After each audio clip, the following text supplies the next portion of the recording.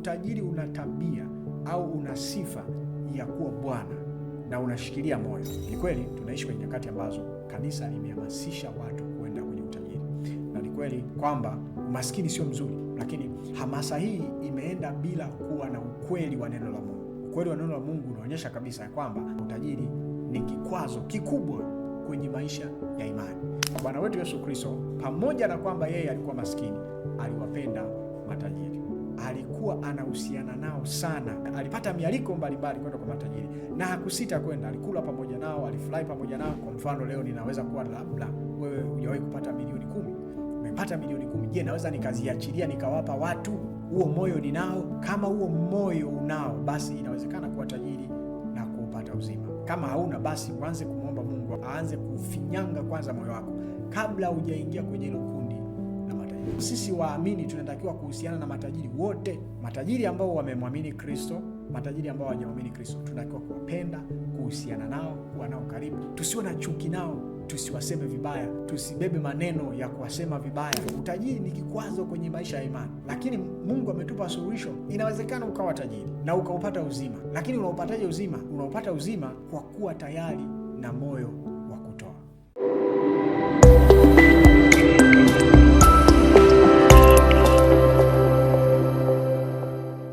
Bwana wetu Yesu Kristo asifiwe.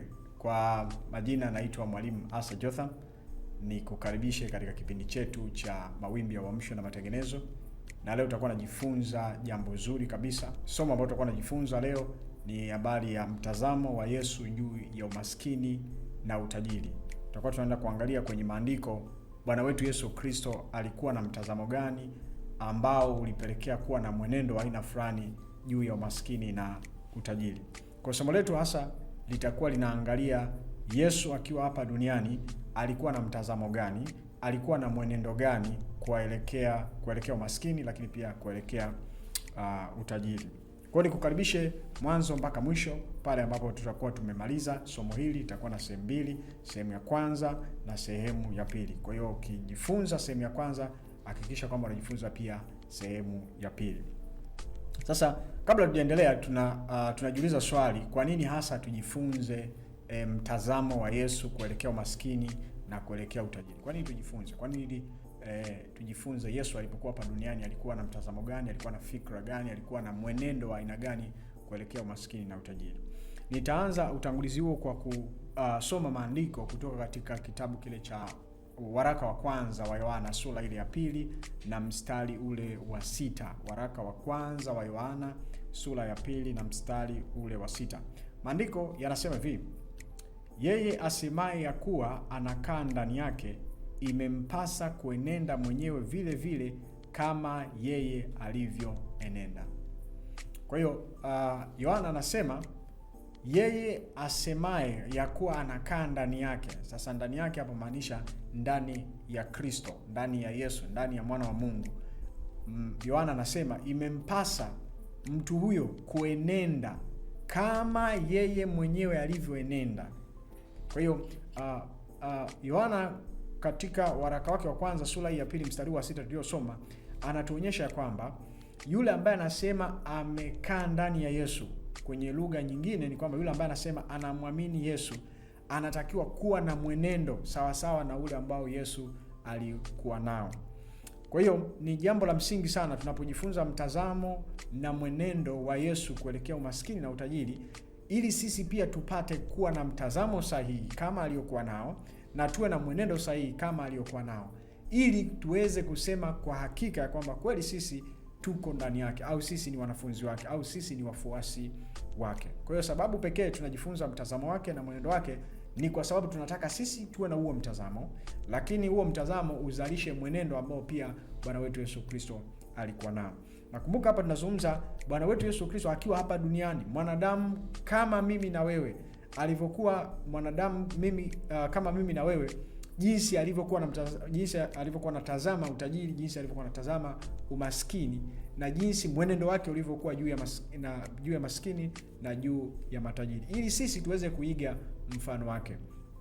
Na nimesoma kwa kifupi tu maandiko haya kwenye mstari huu mmoja tu, lakini tunaona huu ni uhalisia ambao Agano Jipya linatuambia siku zote kwamba maisha yetu yanatakiwa yafanane na Kristo, jinsi alivyowaza, jinsi alivyofikiri, jinsi alivyotenda, tunatakiwa kufanana naye. Na ndio maana unaposoma maandiko utaona mara nyingi waandishi wa Agano Jipya wanapotuambia tufanye jambo, wanatuonyesha Yesu kuwa ndio mfano bora ambao sisi tunatakiwa kuiga. Kwa hiyo Yohana anachokisema hapa ndicho ambacho wanafunzi walielewa, ya kwamba yule anayemwamini Kristo Yesu anatakiwa kuishi au kuenenda sawa sawa na Bwana wetu Yesu Kristo alivyoenenda. Kwa hiyo kwa nini tunajifunza mtazamo wa Yesu juu ya umaskini na utajiri? Kwa sababu tunataka mtazamo huo ndio uwe mtazamo wetu na sisi tuweze kuishi kama yeye jinsi alivyoishi. Sasa katika sehemu ya kwanza tutakuwa tunajifunza kwanza mtazamo wa Yesu kuelekea matajiri. Tutakuwa tunajifunza sehemu ya kwanza mtazamo wa Yesu na mwenendo wake kuelekea matajiri. Kumbuka hapa tunazungumza matajiri, tunazungumzia watu ambao ni matajiri, wako kwenye kundi linaitwa matajiri. Kwa hiyo tunataka tuangalie Yesu alikuwa na mtazamo gani, lakini huo mtazamo ulimpelekea kuwa na mwenendo wa aina gani ambao sisi tunatakiwa kupata huo mtazamo, tunatakiwa kuiga huo mwenendo ili tuweze kuhusiana vizuri na matajiri kama ambavyo Bwana wetu Yesu Kristo alihusiana navyo. Na tutaanza kujifunza maandiko kutoka katika kitabu kile cha Marko sura ile ya 10, na tutakuwa tunasoma mstari wa 17 mpaka mstari ule wa 22. Hii ni simulizi ambayo tunaifahamu sana na mara nyingi katika Ukristo tumejifunza na kuisikia, na leo nataka niirudie tuisome, alafu pia tutajifunza jambo hapo kwa habari ya mtazamo wa Yesu kuelekea matajiri. Kabla hatujazungumza kuelekea utajiri wenyewe, kuna tajiri ambaye ni mtu, lakini pia kuna utajiri ambao ni hali ambayo mtu anaweza kuwa nayo. Katika mstari wa 17 maandiko yanasema, hata alipokuwa akitoka kwenda njiani, mtu mmoja akaja mbio, akampigia magoti, akamuuliza, mwalimu mwema, nifanye nini nipate kuurithi uzima wa milele? Yesu akamwambia, kwa nini kuniita mwema? Hakuna aliye mwema ila mmoja, ndiye Mungu. Wazijua amri: usiue, usizini, usiibe, usishuhudie uongo, usidanganye, waheshimu baba yako na mama yako. Akamwambia, mwalimu, haya yote nimeyashika tangu utoto wangu. Yesu akamkazia macho, akampenda, akamwambia, umepungukiwa na neno moja. Enenda ukauze ulivyo navyo vyote, wape maskini, nawe utakuwa na hazina mbinguni, kisha njoo unifuate. Walakini yeye akakunja uso kwa neno hilo, akaenda zake kwa huzuni, kwa sababu alikuwa na mali nyingi. Kwa hiyo simulizi hii ambayo tunaisoma kutoka kwenye kitabu cha Marko ni simulizi pia ambayo tunaiona katika kitabu pia cha Luka. Lakini nimetaka kusoma hapa kwa sababu kuna jambo la msingi sana ambalo nataka kujifunza kwa habari ya mtazamo wa Yesu kuwaelekea matajiri. Simulizi inaonyesha kwamba Yesu alikuwa anatembea njiani, na akawa anatembea njiani, mtu akaja, anasema Marko, akaja mbio, akampigia magoti, akamuuliza, mwalimu, nifanye nini nipate uzima wa milele? Mwalimu akamwambia, jambo la kwanza, kwa sababu alitumia neno mwalimu mwema, Yesu akataka kumkosoa hapo. Kwa nini unaniita mimi mwema? Kwa sababu kwa namna jinsi alivyolisema, hakuwa amelisema kwa namna nzuri, pamoja na kwamba alikuwa na nia njema kabisa ya kutaka kurithi uzima wa milele, lakini Yesu akataka kupangua hiyo ya kuitwa mwalimu mwema. Lakini Yesu akamjibu nini cha kufanya ili aweze kupata uzima wa milele au kurithi. Yesu akamwambia, unazijua amri? Akamtajia pale amri ambazo kwa sababu huyo alikuwa ni Myahudi, alikuwa anazifahamu. Akasema, hizo amri nimekuwa nazishika tangu nikiwa mtoto. Kwa maana ya kwamba kushika sio kukariri tu kichwani, nimekuwa naziishi, nimekuwa nazipractice tangu nikiwa mtoto, kwamba siibi, sizini, sishuhudii uongo, na waheshimu baba na mama. Hayo nimeyafanya toka nikiwa mtoto. Sasa mstari wa 21 ni wa msingi sana, unasema hivi: Yesu akamkazia macho, akampenda, akamwambia, umepungukiwa na neno moja. Hili ni jambo la msingi sana ambalo ukisoma kwa haraka unaweza usilipate.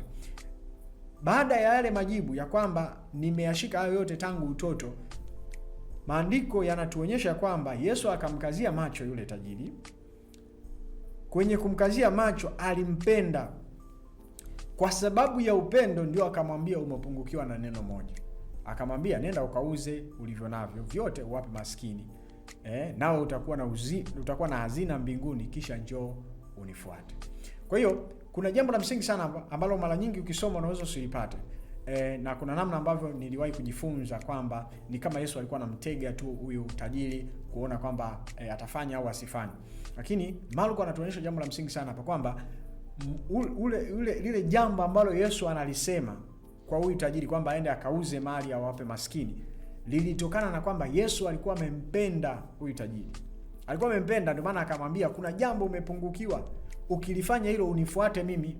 Kwa maana nyingine, kutokana na swali lake la kwamba nifanye nini nipate kurithi uzima wa milele, kwa lugha nyingine Yesu alikuwa anamwambia katika kurithi uzima wa milele kuna jambo umepungukiwa, ukilifanya hili unapata uzima wa milele ambao ni kumfuata yeye.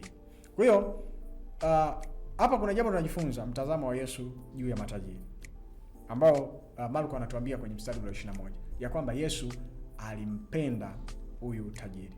Na hii ndio mtazamo mkubwa tunaouona kwenye vitabu vyote vya Injili, kwamba Yesu aliwapenda matajiri. Aliwapenda matajiri sana, na ni jambo la msingi kulielewa, kwa sababu kiukweli tunaposoma maandiko na maisha ya Bwana wetu Yesu Kristo. Bwana wetu Yesu Kristo alikuwa maskini kwa maana ya kipato. Alikuwa ni maskini kabisa. Ndivyo ambavyo tunaposoma maandiko, lakini pia kihistoria alikuwa ni maskini.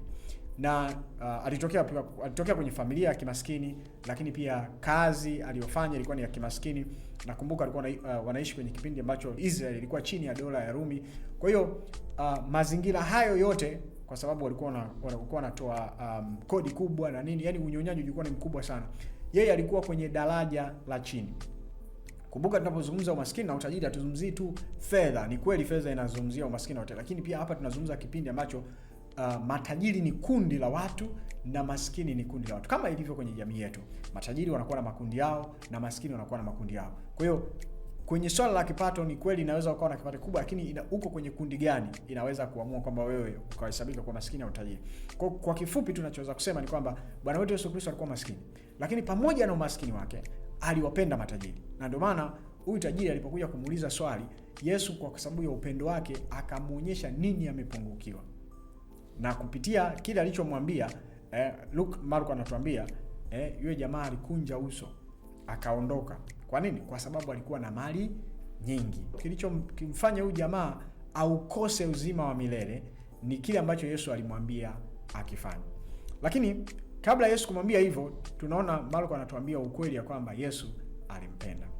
Sasa hii ni sehemu ya kwanza ambayo unatakiwa ufahamu kwamba Bwana wetu Yesu Kristo, pamoja na kwamba yeye alikuwa maskini, aliwapenda matajiri.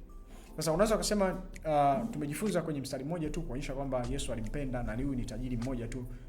Vipi kuhusu maeneo mengine ya maandiko? Kwa maandiko tunaona kwamba Bwana wetu Yesu Kristo kwenye zile injili zote 4 zinaonyesha kwamba aliwapenda matajiri, na ndio maana alikuwa anahusiana nao sana, kwa maana kwamba alikuwa na interaction nao. Alikwenda kwenye alipata mialiko mbalimbali kwenda kwa matajiri na hakusita kwenda. Alikula pamoja nao, alifurahi pamoja nao. Nakumbuka kwa sehemu kubwa hawa ni matajiri ambao walikuwa kwenye daraja la juu, daraja la wanyonyaji, daraja ambalo linawanyonya maskini. Kwa hiyo yuko kwenye daraja la umaskini, anawapenda watu ambao kwenye daraja la utajiri. Kwa hiyo ni jambo ambalo lilikuwa kikawaida, ilitakiwa maskini amchukie tajiri, na ndivyo ilivyo kwenye jamii yetu.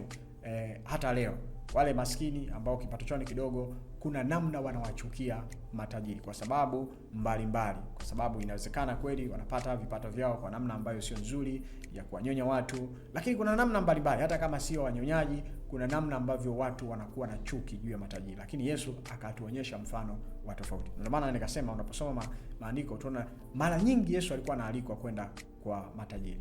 Na ndio maana tunaposoma maandiko tunaona Yesu alipata shutuma. Watu walikuwa na shutumu mwenendo wake, jinsi anavyoishi. Kwa sababu gani? Alikuwa ana interact na matajiri. Kikawaida ilitakiwa asi interact nao, lakini yeye akavunja huo utamaduni ambao sio mzuri. akaonyesha kwamba anawapenda, ndio maana akaenda kwenye mialiko mbalimbali. Walikuwa wanamwalika kwenye chakula cha jioni, anakwenda anakula nao, anazungumza nao, anasema nao. Watu ambao walikuwa na fedha walikuwa kwenye daraja la juu ambalo linaitwa daraja la matajiri. Ndio maana tukisoma mfano tu kutoka kwenye Luka sura ile ya 5 mstari wa 27 mpaka wa 32, utaona jambo moja hapa la msingi sana ambalo linatuonyesha jinsi ambavyo Yesu kutokana na upendo wake juu ya matajiri alijihusisha nao, na hivyo ikapelekea akapata kwenye lugha ambayo tumezoea siku hizi, akapata sifa mbaya. Akapata sifa mbaya kutokana na kile alichokuwa anakifanya. Tukisoma Luka sura ile ya 5 mstari ule wa 29 mpaka 32, kupata muktadha unaweza ukasoma kuanzia mstari wa 27, lakini tutasoma kuanzia mstari wa 29 mpaka ule 32. Maandiko yanasema hivi: na Lawi akamfanyia karamu kubwa nyumbani mwake. Palikuwa na mkutano mkuu wa watoza ushuru na watu wengineo waliokuwa wameketi chakulani pamoja nao. Ikawa Mafarisayo na waandishi wao kuwanungunikia wanafunzi wake wakisema, mbona mnakula na kunywa pamoja na watoza ushuru na wenye dhambi? Yesu akajibu akamwambia, wenye afya hawana haja na tabibu, isipokuwa walio hawawezi. Sikuja kuwaita wenye haki, bali wenye dhambi wapate kutubu. Kwa utaona kwenye sura ile ya 5 ya kitabu cha Luka, maandiko yanatuonyesha kwamba Mathayo ambaye hapa ameitwa Lawi, alipoitwa na Yesu kuwa mwanafunzi wa Yesu, aliandaa karamu, aliandaa chakula, akawaita watoza ushuru. Kumbuka hili ni daraja la juu, ni daraja la watu ambao wana kipato. Akamwalika na Yesu akaenda pale akawa anakula pamoja nao. Sasa Mafarisayo na waandishi wakanungunikia wanafunzi kwamba mbona ninyi wanafunzi na mwalimu wenu mnakula na kunywa na watoza ushuru na wenye dhambi? Kumbuka hapa nazungumza, hili ni daraja la kitajiri, ni daraja ambalo watoza ushuru walikuwa wanatuhumiwa kwa kupata fedha isivyo halali, na fedha zao zilikuwa ni nyingi. Kwa alipomwalika, kwa sababu ya upendo aliokuwa nao, Yesu hakusita kwenda, akaenda kula pamoja nao.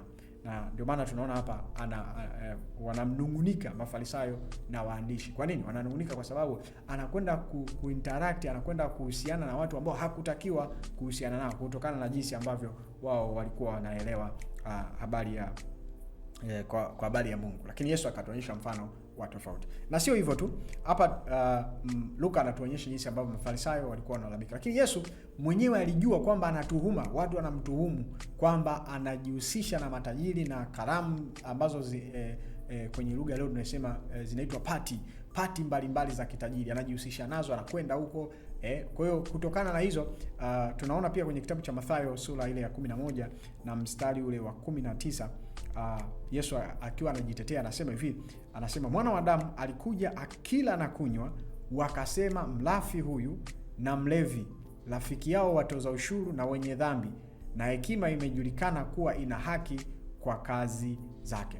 Kwa hata Yesu alijua kwamba watu wanamtuhumu kwamba yeye ni mlafi, kwa maana kwamba anakwenda kwenye pati za kitajiri anakula, lakini pia walimtuhumu kwamba ni mlevi na ni rafiki wa watoza ushuru, ni rafiki wa watu ambao ni daraja la juu, daraja la kitajiri.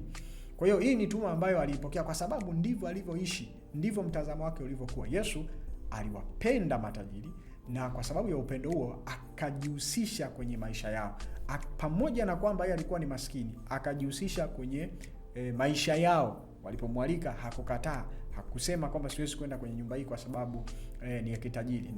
Na hapa nazungumzia watoza ushuru, watu ambao jamii ya watu ambao ni maskini inawatuhumu kwa kuwanyonya, kwa maana kwamba fedha wanazopata ni fedha ambazo wanazipata kutokana na unyonyaji.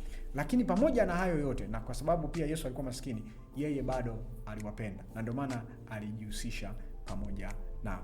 Kwa hiyo ni jambo la kwanza ambalo tunatakiwa kujifunza sisi kama waamini. Jambo la kwanza la msingi sana ni kwamba sisi wote, aidha waamini, wewe ni tajiri au wewe ni masikini, tunatakiwa kuwapenda matajiri wote, wale ambao wameamini na wale ambao hawajaamini. Ndicho ambacho Bwana wetu Yesu Kristo anatuonyesha. Hakuwachagua kwa sababu yeye yuko kwenye kundi lile kwa sababu hapa ni madaraja tunazungumza, yuko kwenye daraja la chini, la daraja la watu ambao ni maskini. Hakuwachukia daraja la juu, pamoja na kwamba alikuwa anajua jinsi ambavyo fedha walivyokuwa wanazipata katika walikuwa wanazipata sio kwa namna nzuri, lakini hakuwachukia. Na namna pekee ili aweze kuwaponya, ndio maana kwenye ile Luka sura ya 5 ambayo tumeisoma, anasema hivi kwamba wenye afya hawana haja ya matibabu, hawamhitaji daktari. Ndio maana yeye anajihusisha nao. Kwa sababu gani? Anataka kuwafundisha, anataka kuwapa injili ili waweze kumwamini. Lakini kwa nini alijihusisha nao? Kwa sababu alikuwa anawapenda. Sasa tunaweza kuwa na changamoto kwenye jamii tunayoishi. Wakati mwingine mtu anaweza kuonyesha upendo kwa matajiri kwa sababu ya anatarajia kitu atapata kutoka kwao, au anatarajia kupata vitu na hawapendi kwa moyo ule wa ndani. Lakini Yesu anatuonyesha kwamba sio kwa sababu alikuwa anataka vitu. Alikuwa anawapenda kwa sababu alikuwa na kusudi la kwamba hao wamjue Mungu. Na ndio maana yule tajiri wa kwanza ambaye tumemsoma katika kitabu cha Marko, Yesu alimwambia auze mali akawagawie maskini afu amfuate. Ingekuwa kama Yesu anataka faida kutoka kwa matajiri, angemwambia auze mali alafu ailete kwake au aweke kwenye huduma yake. Kumbuka Yesu alikuwa anafanya huduma ya kusafiri kwenda huku na kule na kutembea, na ilikuwa inahitaji fedha, lakini hakumwambia yule tajiri auze ili aweke kwenye huduma yake. Akamwambia auze awape maskini afu amfuate. Kwa sababu gani? Alimpenda tajiri kama yeye mtu. Kwa hiyo hilo ni jambo la kwanza ambalo natamani ujifunze, muamini mwenzangu. Inawezekana wewe ni maskini kwa maana ya kipato, lakini pia maskini kwa maana uko kwenye kundi la masikini. Na pande zote mbili nikutie moyo, uwe na mtazamo na mwenendo kama ambao Bwana wetu Yesu Kristo alikuwa nao, wa kuwapenda matajiri na kuhusiana nao. Ukipata mialiko kuwa pamoja nao vyovyote vile inavyowezekana. Usiwachukie, usitengeneze chuki ya aina yote kwa sababu ukiwachukia hauwezi kuwahubiri injili. Lakini kama ni tajiri muamini mwenzio, ukimchukia hauwezi kuhusiana naye kama kaka na dada katika imani, haiwezekani. Kwa hiyo ni jambo la kwanza la msingi sana tujue kwamba Bwana wetu Yesu Kristo hakuwachukia matajiri, pamoja na kwamba yeye alikuwa maskini. Aliwapenda, na hakuwapenda kwa sababu alitarajia kuna kitu atakipata kutoka kwao. Hapana, aliwapenda kwa sababu hawa ni sura na mfano wa Mungu, na ndio maana aliishi hivyo jinsi alivyoishi. Kwa hiyo ni jambo la kwanza ambalo natamani ulifahamu, na ni jambo la msingi sana tunapojenga msingi wa somo hili. Sasa baada hapo nataka tuangalie mtazamo wa Yesu juu ya utajiri wenyewe. Kumbuka hapa ninazungumzia mtazamo wake kuelekea watu ambao wako kwenye kundi la matajiri au watu ambao wana kipato kinachozidi mahitaji yao. Kwa hiyo wao aliwapenda kama ambavyo tumejifunza, na hakuwatenga, alijihusisha nao, na pamoja na kashfa alizopewa kwamba na yeye ni mlevi, ni rafiki wa watoza ushuru, pamoja na kashfa hakusita kuendelea kuonyesha upendo kwa matajiri. Aliendelea kuonyesha upendo, lakini sio kwa ajili ya kupata faida, ni kwa ajili ya kwamba anataka wao waendelee kumfahamu Mungu. Sasa kuelekea utajiri, tutakuwa tunaendelea na habari yetu ile ambayo tulikuwa tumesoma Marko sura ile ya 10 kuanzia mstari wa 23 mpaka ule wa 31. Kumbuka tulishia mstari wa 22, sasa hapa tunaenda kumalizia mstari wa 23 mpaka ule wa 31. Maandiko yanasema hivi: Yesu akatazama kote kote, yani baada ya yule tajiri kuondoka, kwa sababu aliona na mali nyingi hawezi kuziuza na kuwapa maskini na kumfuata Yesu. Yesu akatazama kote kote, akawaambia wanafunzi wake jinsi ilivyokuwa shida wenye mali kuingia katika ufalme wa Mungu. Wanafunzi wakashangaa kwa maneno yake. Yesu akajibu tena akawaambia, watoto, jinsi ilivyo shida wenye kutegemea mali kuingia katika ufalme wa Mungu. Ni rahisi ngamia kupenya katika tundu la sindano kuliko tajiri kuingia katika ufalme wa Mungu. Nao wakashangaa mno, wakamwambia, ni nani basi awezaye kuokoka? Yesu akawakazia macho akasema, kwa wanadamu haiwezekani, bali kwa Mungu sivyo, maana yote yanawezekana kwa Mungu. Kwa hiyo habari inaendelea hapo, labda nimalizie mstari wa 28 mpaka 30. Petro akaanza kumwambia, tazama sisi tumeacha vyote tukakufuata wewe. Yesu akasema, amini nawaambieni, hakuna mtu aliyeacha nyumba au ndugu waume au ndugu wake au mama au baba au watoto au mashamba kwa ajili yangu na kwa ajili ya Injili, ila atapewa mara 100 sasa wakati huu, nyumba na ndugu waume na ndugu wake na mama na watoto na mashamba pamoja na udhia katika ulimwengu ujao uzima wa milele. Lakini wengi walio wa kwanza watakuwa wa mwisho, na hao wa mwisho watakuwa wa kwanza. Sasa mstari wa 23 unaanza na Yesu anazungumza na wanafunzi, na anazungumza na wanafunzi baada ya kuwa tajiri amekwisha kuondoka. Ndio maana nikasema jambo hili linatuonyesha mtazamo wake juu ya utajiri, kwa sababu kama tajiri Yesu alimpenda akamwambia nini afanye, na tajiri akashindwa kufanya na akaondoka, kwa maana kwamba akaukosa uzima wa milele ambao alikuwa anaulizia. Yesu sasa anaanza kuwafundisha wanafunzi, anawaambia kwamba itakuwa ni shida au itakuwa ni ngumu mwenye mali, au kwenye lugha nyepesi kabisa tajiri, kuingia katika ufalme wa Mungu. Na Yesu, wanafunzi waliposhangaa, akayarudia maneno hayo akasema maandiko yanasema Yesu akajibu tena akawaambia, watoto, jinsi ilivyo shida wenye kutegemea mali kuingia katika ufalme wa Mungu. Akaonyesha kwamba utajiri ni kikwazo katika ufalme wa Mungu. Anawaambia utajiri ni kikwazo. Kwa sababu gani? Ni ngumu sana kwa tajiri kuingia katika ufalme wa Mungu. Na mstari wa 25 anaonyesha kwa kutumia lugha ya picha. Anatumia lugha ya picha akisema hivi, itakuwa ni rahisi kwa ngamia kupenya kwenye tundu la sindano kuliko tajiri kuingia katika ufalme wa Mungu. Kwa nini? Kikawaida tunajua mfano huo ni halisi kwamba ngamia hawezi kupenya kwenye tundu la sindano. Tundu la sindano ni dogo na ngamia ana size kubwa au ana shape kubwa, kwa haiwezekani. Kwa Yesu anawaambia ni jambo gumu sana kwa tajiri kuingia katika ufalme wa Mungu. Kwa hapa Yesu anadili na utajiri, sio mtu, anadili na utajiri, kwamba utajiri ni kikwazo katika maisha ya imani au katika maisha ya kimungu, ni kikwazo. Na ndio maana wanafunzi wakashangaa, wakasema kama mambo ndivyo yalivyo, ni nani basi atakayeokoka? Kwa nini waliuliza hivyo? Kwa sababu hata wao walikuwa wanataka utajiri, walikuwa wanawaza kuwa matajiri. Sasa kama kupata huo utajiri ni kikwazo kwenye maisha ya imani, wanachanganyikiwa, ni nani sasa ambaye ataweza kuokoka? Kwa sababu sisi sote, na nadhani waliona hamu ya mwanadamu, sisi sote tunataka kuwa matajiri. Sasa kama wote tunataka kuwa matajiri na utajiri ni kikwazo, ni nani sasa ambaye ataokoka? Yesu akawakazia macho akasema, kwa wanadamu haiwezekani, ila kwa Mungu inawezekana. Kwa hiyo baada ya hapo Petro akamuuliza, sasa sisi tumeacha vyote tukakufuata wewe, tutapata nini?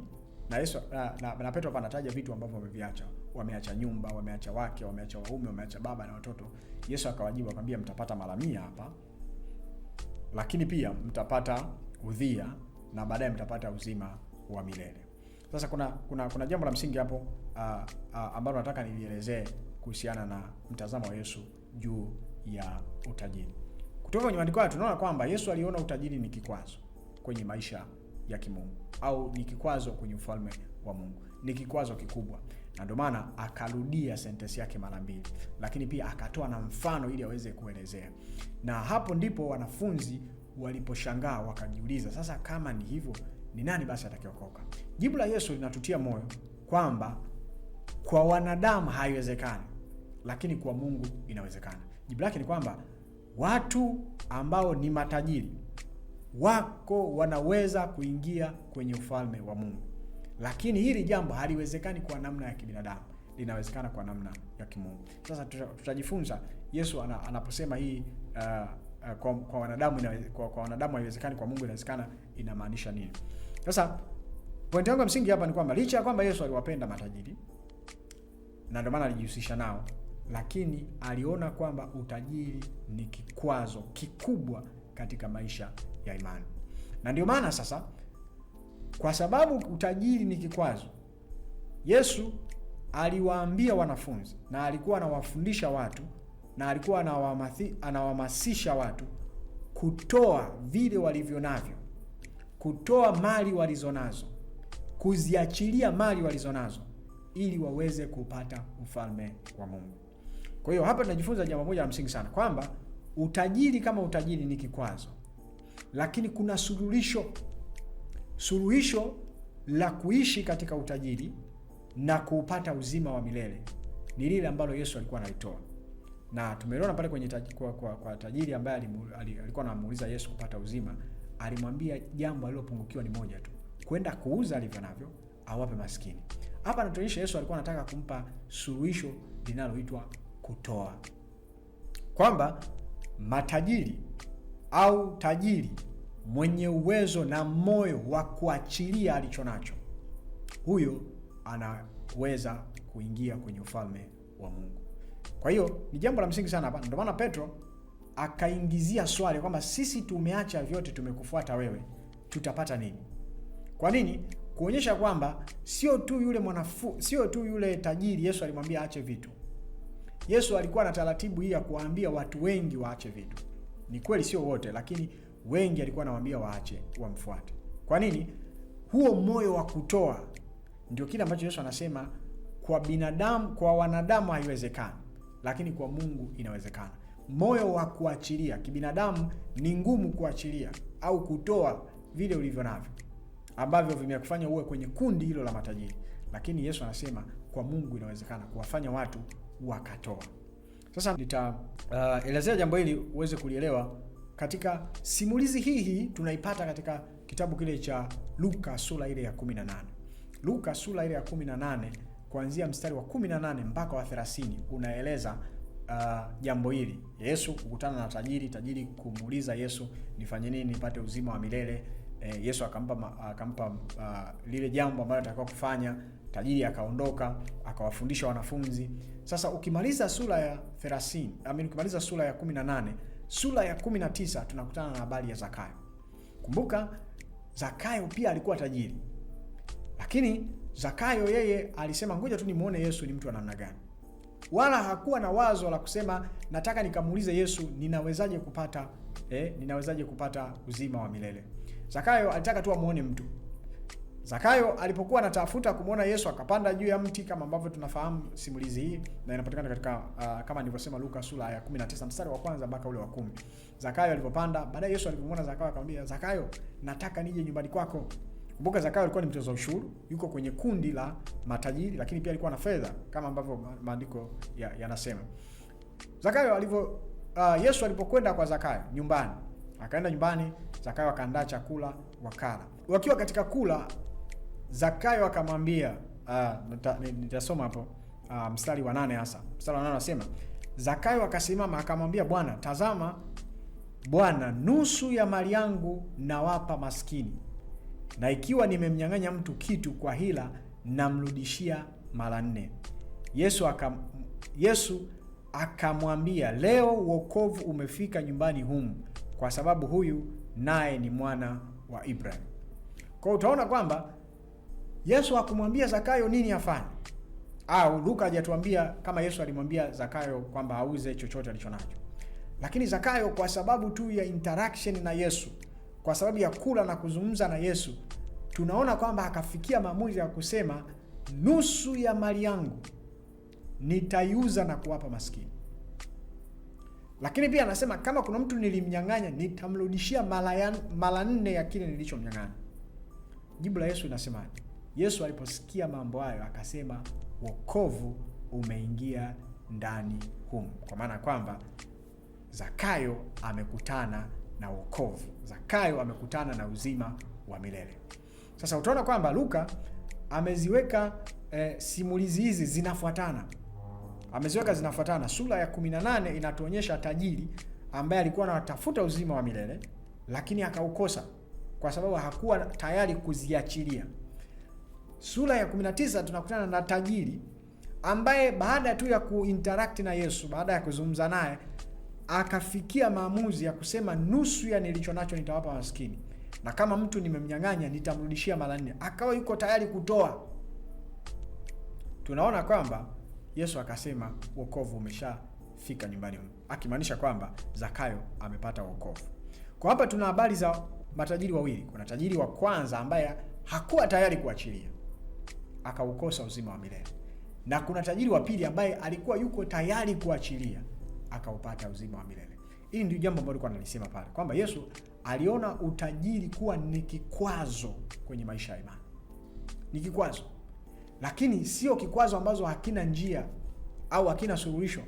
Kina suluhisho. Suluhisho ni nini? Kuwa na moyo wa kuachilia, kuwa na moyo wa kutoa na kutoa kwa ajili ya watu wengine. Ndio maana Zakayo hapa asemi nitaziteketeza mali zangu. Nusu nitawapa maskini. na kama kuna mtu nilimnyang'anya, yani nilimdhulumu kwa namna yote ile, nitamrudishia mara 4. Kwa hiyo tuna matajiri hawa wawili. Hii inaonyesha jinsi ambavyo utajiri ni kikwazo, lakini kuna njia ya kuepuka kikwazo hiki ambacho ni nini? Ni kutoa. Hiki ndicho ambacho Bwana wetu Yesu Kristo alisema kwamba kwa wanadamu haiwezekani, lakini kwa Mungu inawezekana. Sasa kwa nini tunasema utajiri ni kikwazo? Kwa nini utajiri ni kikwazo? Na nataka tusome Mathayo sura ile ya 6. Mathayo sura ile ya 6 mstari ule wa 24 unatuonyesha sababu kwa nini utajiri ni kikwazo katika maisha ya imani au katika maisha ya wokovu. Mathayo sura ile ya 6 mstari ule wa 24, maandiko yanasema hivi: hakuna mtu awezaye kutumikia mabwana wawili, kwa maana atamchukia huyu na kumpenda huyu, ama atashikamana na huyu na kumdharau huyu. Hamwezi kumtumikia Mungu na mali. Hiki ndicho sababu pekee kwa nini utajiri ni kikwazo, kwa sababu utajiri una sifa ya kuwa bwana, na pia Mungu ana sifa ya kuwa bwana. Na hapa tunapozungumza bwana, tunazungumza, Yesu anazungumza kwenye kipindi ambacho ni kipindi ambacho tunapozungumza bwana, kuna bwana na mtumwa. Na hapa tuzungumzi kama lugha yetu ya leo. Sisi leo hatuna kwa sehemu kubwa jamii yetu haina watumwa, ina labda wafanyakazi. Haizungumzi wafanyakazi. Mtumwa ni mtu ambaye anamilikiwa na bwana. Kwa Yesu anatuonyesha kwamba utajiri ni kikwazo, kwa sababu utajiri una tabia ya kumiliki mtu na kumfanya mtu kuwa mtumwa. Na Mungu anataka kummiliki mtu awe mtumwa wake. Sasa haiwezekani kuwatumikia mabwana wawili, haiwezekani kumtumikia Mungu na kuutumikia utajiri, haiwezekani. Ndicho sababu ya Yesu kuonyesha kwamba ni ngumu kwa tajiri kuingia katika ufalme wa Mungu. Kwa sababu gani? Lazima tajiri akubaliane kuachana na bwana huyu anaitwa utajiri ili aweze kupata uzima wa milele, kama ambavyo Zakayo amefanya. Akakubali kuachilia kutoka kwenye utawala wa utajiri akawa chini ya utawala wa Kristo. Na maana aliposema niko tayari kuachilia, Yesu akasema wokovu umefika. Kwa hiyo ndio jambo la msingi sana ambalo ujue. Utajiri una tabia au una sifa ya kuwa bwana na unashikilia moyo. Na ndio maana yule tajiri wa kwanza aliondoka na huzunika. Kilichokuwa kinamhuzunisha nini? Mali alizokuwa nazo.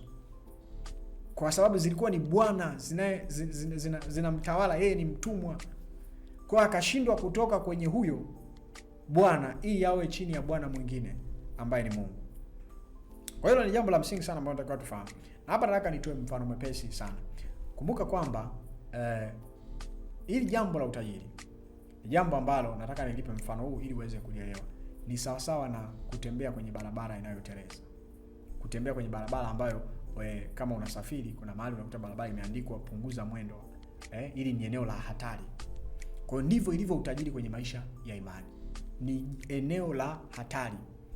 Kwa hiyo maandiko yanatupa suluhisho, kama ambavyo ukitembea kwenye barabara ya hatari unapewa nini cha kufanya. Unaambiwa labda punguza mwendo, tembea taratibu.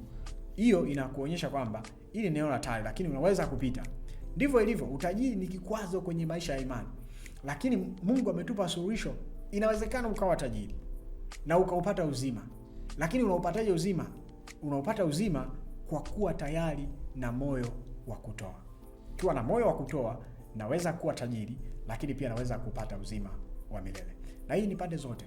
Yule ambaye hajaamini ni tajiri, hawezi kupata uzima wa milele isipokuwa akiwa na utayari wa kutoa kile alichokishikilia. Na hata yule aliyeamini anaweza kuwa tajiri, lakini kama ameamini anatakiwa kuwa na moyo wa kuachilia. Akiwa na moyo wa kuachilia anaweza kuwa tajiri na bado akawa ni muamini ambaye anamfuata Bwana wetu Yesu Kristo. Kwa hiyo ni jambo la msingi sana na ni vizuri sisi tuweze kuelewa, kwa sababu tuko kwenye nyakati ambazo kumekuwa na hamasa kubwa sana ya kutafuta utajiri kwa nguvu. Lakini nataka ujue kama muamini, utajiri ni kikwazo katika imani. Lakini sio kikwazo ambalo hakina suluhu.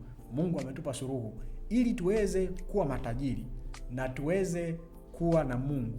Lazima tuwe matajiri ambao wana moyo wa utayari wa kuachia, wa kutoa na kutoa kwa ajili ya watu wengine.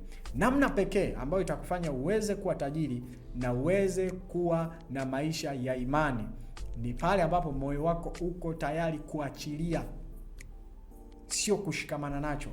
Niwe tayari kuachilia. Ndivyo namna ambayo maandiko yanatuonyesha. Sasa nataka nisome tu kwa ajili ya ufafanuzi, pamoja na kwamba hii haielezei mtazamo wa Yesu akiwa hapa duniani, inaelezea tu jinsi ambavyo Mtume Paulo alikuwa anamwambia Timotheo.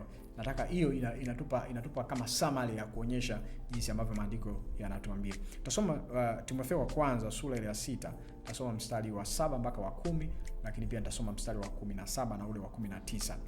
Mstari wa 7 inasema hivi: kwa maana hatukuja na kitu duniani, tena hatuwezi kutoka na kitu, ila tukiwa na chakula na nguo tutaridhika na vitu hivyo. Lakini hao watakao kuwa na mali huanguka katika majaribu na tanzi na tamaa nyingi zisizo na maana, zenye kudhuru, ziwatosazo wanadamu katika upotevu na uharibifu.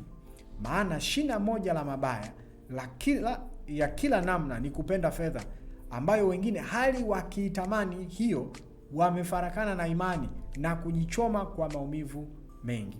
Kwa Mtume Paulo pia anasema hapa, anaanza na kusema kwamba hatukuja na kitu na hatuwezi kuondoka na kitu. Tukiwa na chakula, tukiwa na mahitaji yetu yale ya msingi, tutalizika na hivyo vitu. Kwa nini anasema hivyo? Anasema kwa sababu wale wanaotaka kuwa na mali au wale wanaotaka kuwa na utajiri wanaangukia kwenye majaribu na tanzi na tamaa nyingi. Kumbuka nikasema utajiri au kuwa na mali nyingi kuna sifa ya kutaka kuwa bwana kwenye maisha ya mtu. Kwa Mtume Paulo anasema watu wanaotaka kuwa na mali nyingi na utajiri wanaingia kwenye hatari. Kwa nini? Kwa sababu kile wanachokikimbilia kina sifa ya kutaka kuwa bwana. Na ndio maana anasema shina moja la mabaya yote ni kupenda fedha, ambayo wengine wakitamani hali hiyo, yani wakitamani utajiri, wamefarakana na imani. Kufarakana kama ambavyo tunajua kwenye lugha yetu ya Kiswahili, yani ni kuachana. Imani inaenda huku, wao wanaenda huku. Kwa sababu gani? Wametamani kuwa matajiri. Ndicho ambacho Mtume Paulo anasema. Kwa Mtume Paulo anaonyesha mtazamo ambao Yesu alikuwa nao, kuona kwamba utajiri ni kikwazo kwenye maisha ya imani. Sasa mstari wa 17 mpaka wa 19 unasema hivi. 17 anasema, walio matajiri wa ulimwengu wa sasa uagize wasijivune, wala wasiutumainie utajiri usio yakini, bali wamtumaini Mungu atupaye vitu vyote kwa wingi, ili tuvitumie kwa furaha. Watende mema, wawe matajiri kwa kutenda mema, wawe tayari kutoa mali zao. Naona Mtume Paulo anachokisema, kama Yesu alivyokuwa anafundisha, wawe tayari kutoa mali zao, washirikiane na wengine kwa moyo, huku wakijiwekea akiba iwe msingi mzuri kwa wakati ujao au katika ulimwengu ujao, ili wapate uzima ulio kweli kweli. Kwa Mtume Paulo na yeye anafanya hivyo hivyo, anaonyesha kwamba utajiri ni kikwazo, lakini anaonyesha pia suluhu. Wale ambao ni matajiri katika ulimwengu wa sasa, hapa anazungumzia waamini, anamwambia Timotheo awaagize wasiutumainie utajiri. Na namna gani wanaishi kwa kuonyesha kwamba hautumainii utajiri? Kwanza, wawe ni matajiri wa kutenda mema. Na hapa anaposema kutenda mema, anafafanua wawe tayari kutoa mali zao na kushirikiana na watu wengine kwa moyo. Kwa Mtume Paulo anasema kama ambavyo tumeona mtazamo wa Bwana wetu Yesu Kristo, kwamba utajiri ni kikwazo. Pamoja na kwamba ni kikwazo, kuna njia ya kutokea. Na njia ya kutokea ni kuwa na moyo wa utayari wa kutoa. Kwa hiyo hicho ndicho ambacho Bwana wetu Yesu Kristo alikuwa au ndio ndo mtazamo na mwenendo wa Bwana wetu Yesu Kristo kuelekea utajiri. Ni kweli tunaishi kwenye nyakati ambazo kanisa limehamasisha watu kuenda kwenye utajiri.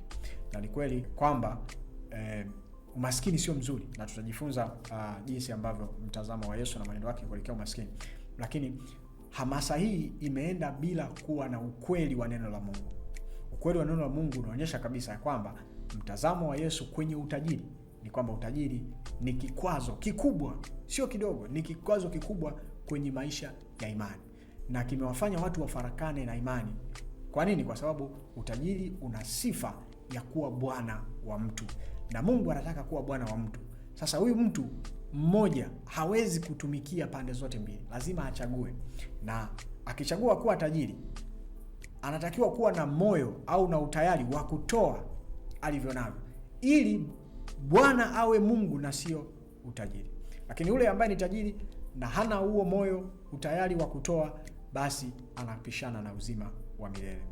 Kwa hiyo hili ni jambo la msingi sana ambalo natamani waamini wenzangu walifahamu. Kwanza ujue, unapotamani kuwa tajiri, ujue kwamba unakwenda kwenye barabara, kama nilivyotoa mfano, barabara yenye utelezi, barabara ya hatari, barabara ambayo hautembei kama kawaida. Inatakiwa uende kwa tahadhari, na tahadhari kama ambavyo maandiko yametoa maelekezo ni kuwa na moyo wa kutoa. Sasa hapa nataka nifafanue. Wakati mwingine unaweza kusema mimi mbona huwa natoa? Tunazungumzia moyo wa kuwa na utayari wa kuachilia hicho unachokitumainia. Kwa sababu fedha na mali zina kawaida ya kujenga tumaini, kujijengea tumaini. Ndio maana mtu anakiwa na fedha na mali anaweza akakwambia naweza nikakufanya chochote na hutanifanya chochote. Kwa maana gani? Anajua kwamba kwa fedha na mali anaweza kununua chochote, anaweza kununua haki yake, anaweza kununua chochote kile anachoweza kufanya. Kwa sababu gani? Ndio tumaini lake lilipo. Sasa ukiwa na tumaini la namna hiyo, ukiwa pia uko tayari kuachilia, ndicho ambacho maandiko yanasema kwamba huo moyo ndio moyo ambao unaweza ukawa tajiri na ukaupata uzima wa milele. Naomba nitoe muhtasari wa kile ambacho tumejifunza. Tumejifunza mtazamo wa Yesu juu ya maskini na utajiri, ndio somo letu. Lakini tukaanza upande wa kwanza, mtazamo wa Yesu kuwaelekea matajiri ambao ni watu. Tukasema mtazamo wake Yesu, aliwapenda matajiri pamoja na kwamba yeye alikuwa maskini, na alijihusisha nao, alikuwa pamoja nao, alikula nao, alifurahi nao, alifanya kila kinachowezekana. Pamoja na uhusiano wake huo na matajiri, yeye hakufanya dhambi. Maandiko yanasema alikwenda kwenye pati zao, alikula nao, hakufanya dhambi. Pamoja na tuhuma walizokuwa na mtuhumu kwamba yeye ni rafiki wa watoza ushuru, ni rafiki wa walevi, ni mlafi, pamoja na tuhuma zote, lakini hakuacha kwenda kwa matajiri, alihusiana nao. Na hivyo sisi waamini tunatakiwa kuhusiana na matajiri wote. Matajiri ambao wamemwamini Kristo, matajiri ambao hawajamwamini Kristo, tunatakiwa kuwapenda, kuhusiana nao, kuwa nao karibu, tusiwe na chuki nao, tusiwaseme vibaya, tusibebe maneno ya kuwasema vibaya. Hapana, huo sio upendo. Kama ambavyo Yesu hakubeba maneno ya aina yote ya kuwashutumu vibaya. Hapana. Lakini alihusiana nao. Na katika kuhusiana nao hakuacha kuwaambia ukweli kwamba utajiri ni kikwazo kwenye maisha ya imani. Na namna pekee ambayo unatakiwa kukikwepa kikwazo hiki ni kuwa na moyo wa utayari wa kutoa. Moyo wa utayari wa kuachilia, wa kutoshikamana nacho. Kwa kufanya hivyo, inawezekana kabisa ukawa tajiri na ukawa katika ufalme wa Mungu ukiwa na moyo wa kuachilia. Otherwise, au kinyume na hapo, basi unaweza ukawa tajiri na ukafarakana na imani. Hakuna alternative zaidi ya hapo. Sasa hayo ni mambo ya msingi sana ambao natamani muamini mwenzangu uweze kuyajua. Wewe ukiwa ni wale ambao wanatamani kuwa matajiri, basi jua kwamba hii barabara ni barabara ambayo inataka kwenda kwa tahadhari. Uanze kuuchunguza moyo wako. Je, niko tayari kutoa? Na kwa kiwango ulichonacho sasa hivi, wewe unajipima. Je, nikitoa naweza moyo wangu unakuwa hauna shida? Ninaweza kuachilia? Ninaweza kuwa na kwa mfano leo ninaweza kuwa labda wewe hujawahi kupata milioni 10. Umepata milioni 10. Je, naweza nikaziachilia nikawapa watu? Huo moyo ninao? Kama huo moyo unao, basi inawezekana kuwa tajiri na kupata uzima. Kama hauna, basi uanze kumwomba Mungu aanze kufinyanga kwanza moyo wako kabla hujaingia kwenye hilo kundi la matajiri. Kwa sababu vinginevyo utafarakana na imani, kama ambavyo Mtume Paulo anamwambia Timotheo. Wengine kwa kutamani hali hiyo wamefarakana na imani. Kwa sababu gani? Fedha na mali zina nguvu. Unaona maandiko au Bwana wetu Yesu Kristo anafananisha fedha na Mungu. Sio jambo dogo kwamba fedha inaweza kuwa na nguvu kama Mungu alionayo ya kuwa Bwana. Kwa hiyo sio jambo jepesi. Ni jambo ambalo tunatakiwa tuende kwa uangalifu sana. Kwa hiyo muamini mwenzangu, kwanza usiwachukie watu ambao ni matajiri. Hata kama wewe maskini, usiwachukie, wapende. Pili, jua kwamba utajiri ni kikwazo katika maisha ya imani. Na namna gani tunatoka hapo ni kwa kuwa na moyo wa utayari wa kutoa, kuwasaidia watu wengine. Natumai utakuwa umenielewa na tutakuwa tumeishia hapa kwenye sehemu yetu ya kwanza. Nikutie moyo ufuatilie sehemu yetu ya pili uweze kujifunza mtazamo wa Yesu juu ya umaskini. Nataka naangalia pande zote mbili, juu ya maskini kama watu, lakini pia juu ya umaskini kama hali ambayo watu wanakuwa nayo. Umebarikiwa.